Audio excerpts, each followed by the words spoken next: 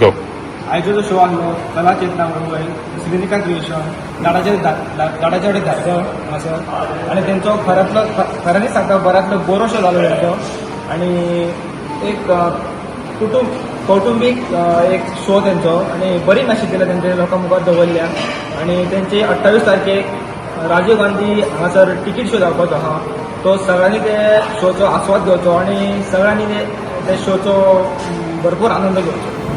आमचे झाडाच्या वाडीलो आमचे आता नऊ नाटकांचो हो नंबर 1 असो प्रयोग जाला.